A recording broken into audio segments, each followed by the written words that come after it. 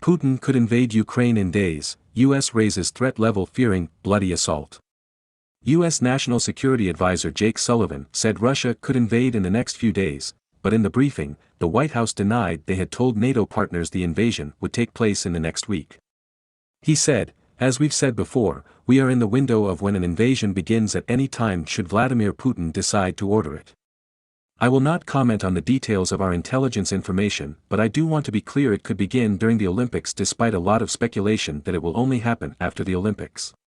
U.S. officials now say the threat is now immediate enough of a Russian invasion for all American citizens to leave Ukraine. It was initially reported that the U.S. believed a fully fledged invasion will follow a horrific, bloody campaign of airstrikes.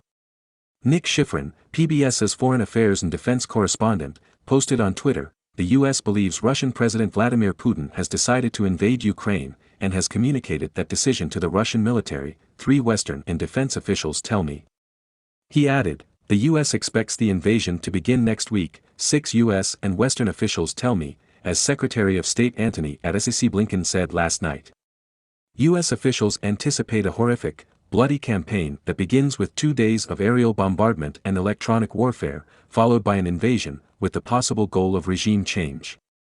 Mr. Sullivan said a Russian attack would begin with aerial bombing and a massive force, ground invasion. He added, "That could obviously kill civilians without regard to their nationality. A subsequent ground invasion would involve the onslaught of a massive force. With virtually no notice, communications to arrange a departure could be severed and commercial transit halted. This comes after weeks of escalated tensions and failed diplomatic talks between Russia, Ukraine, NATO, the UK, and the European Union. Russia has maintained around 100,000 troops at the Ukrainian border for a number of months, but has always insisted they had no plans to invade the former Soviet state.